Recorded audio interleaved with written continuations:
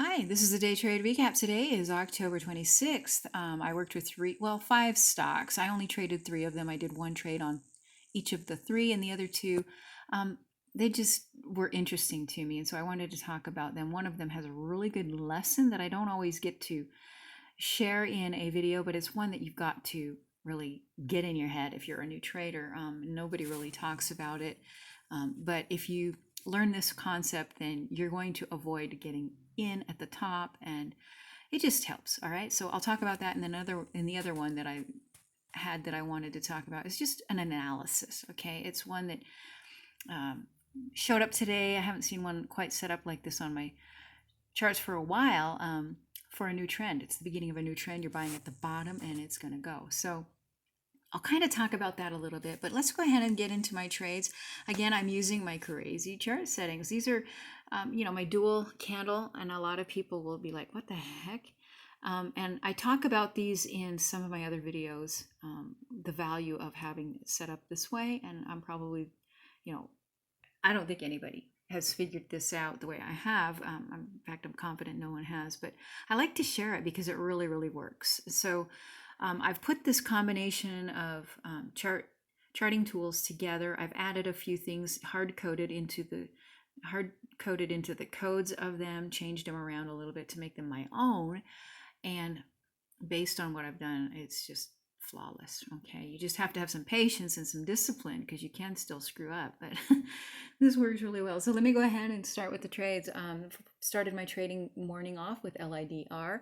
I don't know why this thing was moving, but it was moving, and I was able to get some. This thing moved. It was a little tricky because I had this big down candle. See the solid candle on the green, dark greens, that's a pricing candle. These other ones, the light green candles, they're kind of a Heikin-Ashi, but they're slightly different. I've changed them a little bit. These are my indicator candles, but the pricing is this, and this crazy solid candle right here down, that kind of threw me for a loop when I saw it. I mean, I didn't see this going until I was over here. So I'm looking back, trying to get some target lines drawn, and I see that, and I'm like, okay, where am I going to put my first top click? And I thought, well, I'm just going to go right through here.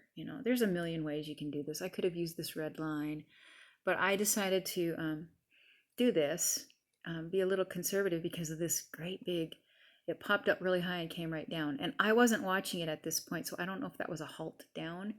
I don't know what that was, but it just bugged me. So I thought I'd be a little careful and just find some tops and bottoms hitting the same level. And that's where I got this top clicked there. And then my bottom click was actually interesting.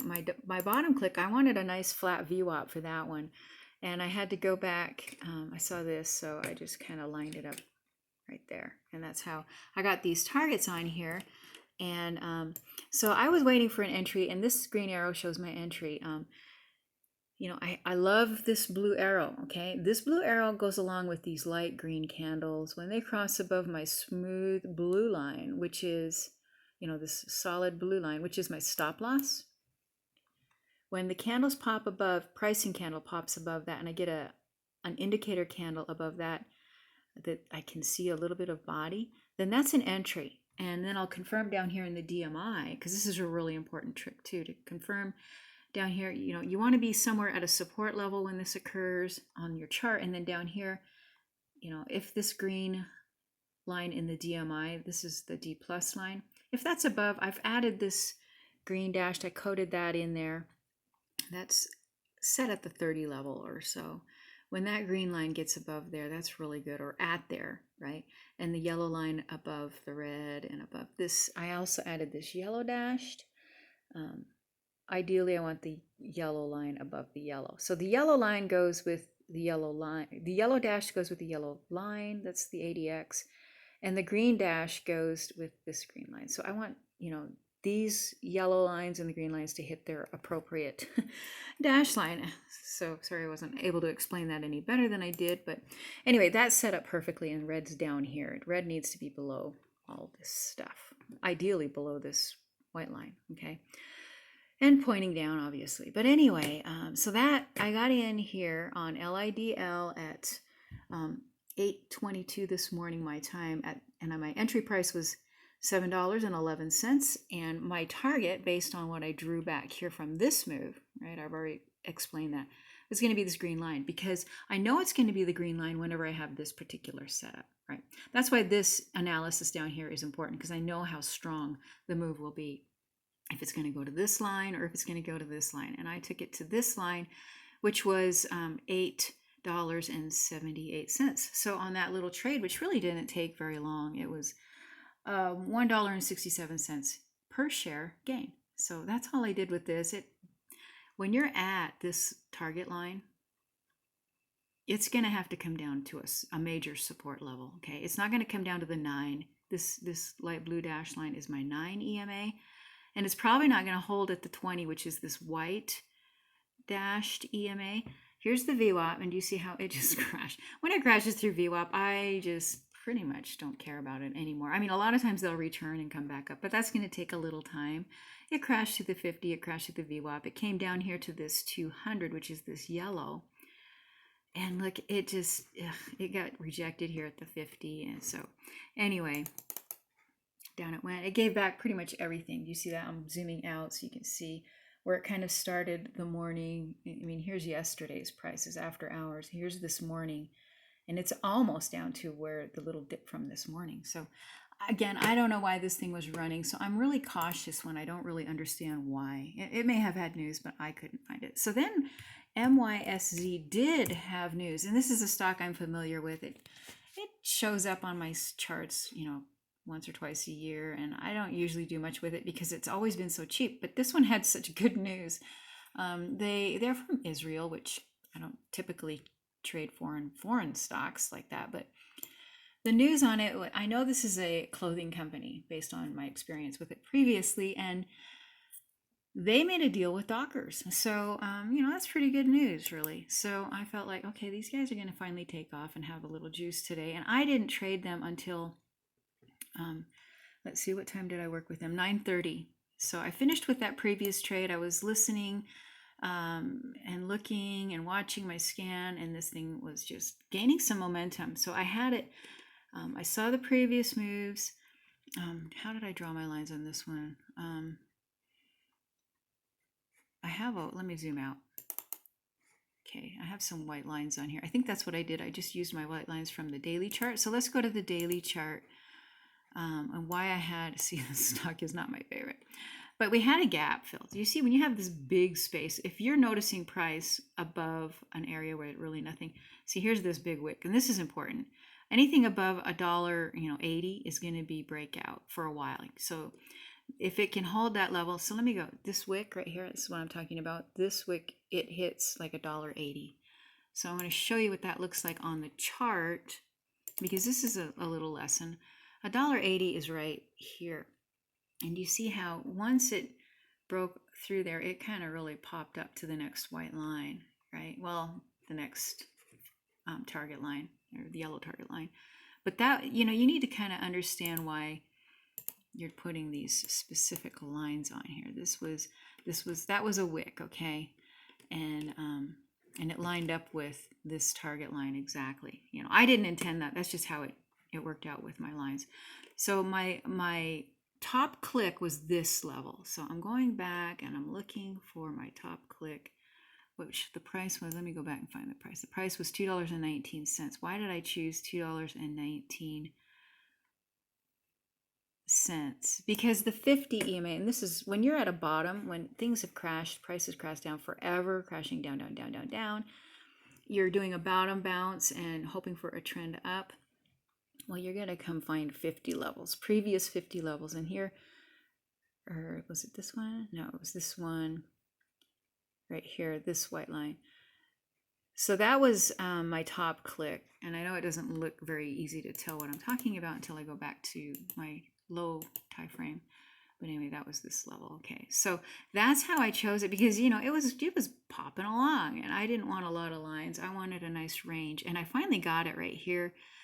I wasn't watching this stock constantly, but my scanner that I have, you know, it talks to me, and I kept hearing this one just mentioned constantly. So I thought, okay, we're going to come back to this one, and I was able to get in. It had hit this target.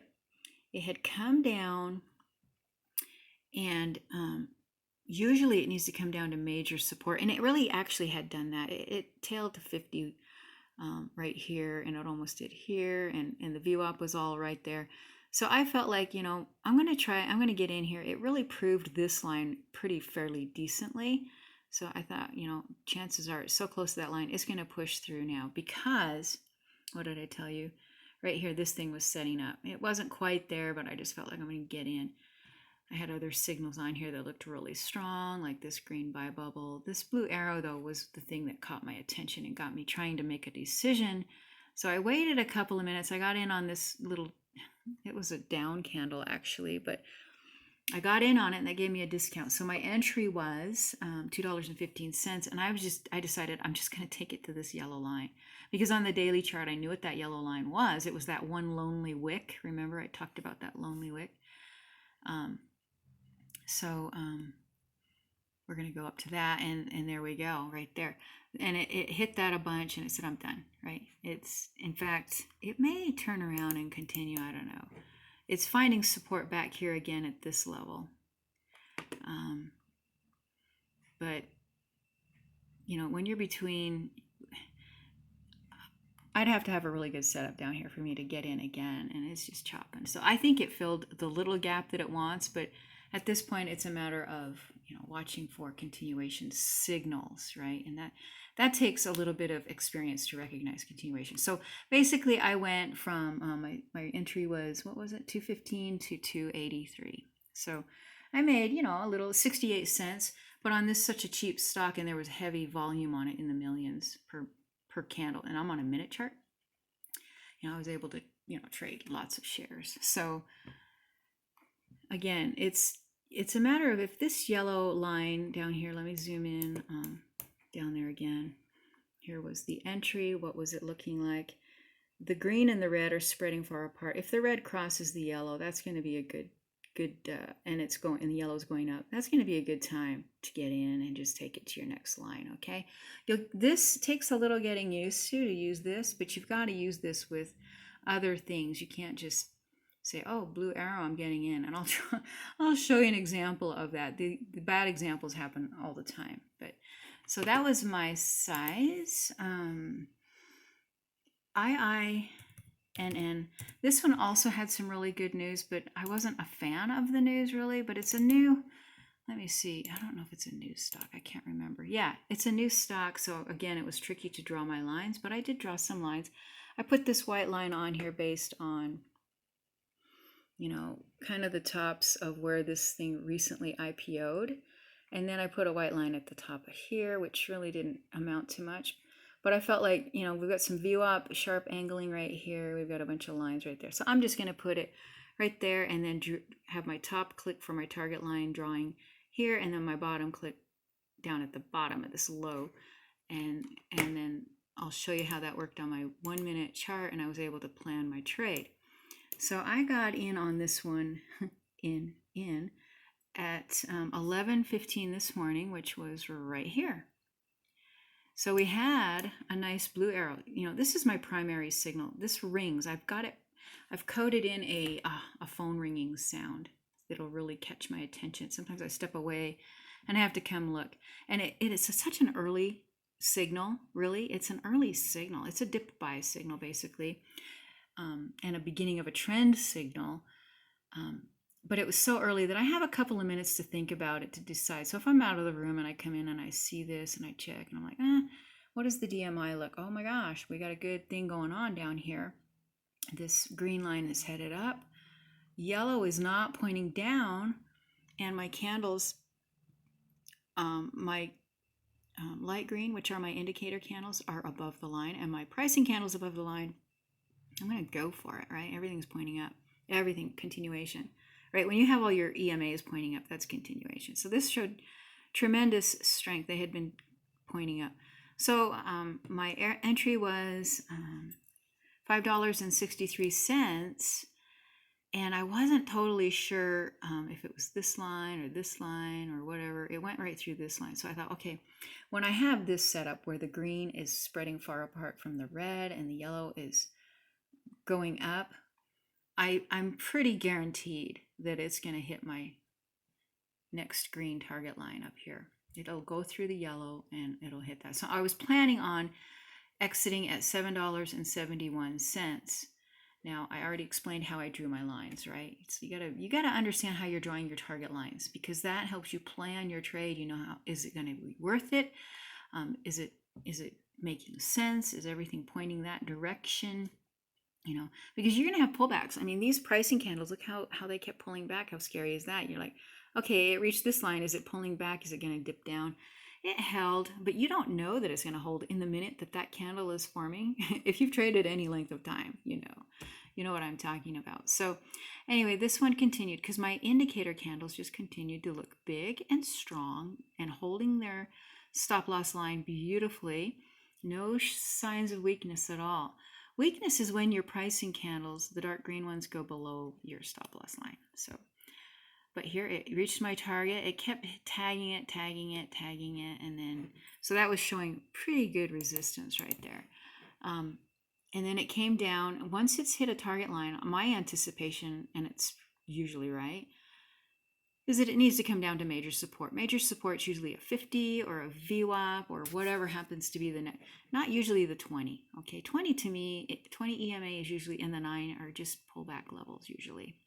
But the 50 is a major support. But the 50 continued to hold. It was continued to point up and it held. Everything held. Price didn't want to go below that level. We also had this white line from my daily chart, which was kind of holding things. You see how I had a wick touch that? Isn't that beautiful? It's good to have this line on here so you understand, okay, doesn't want to go below that level. It's probably going to push back up through there.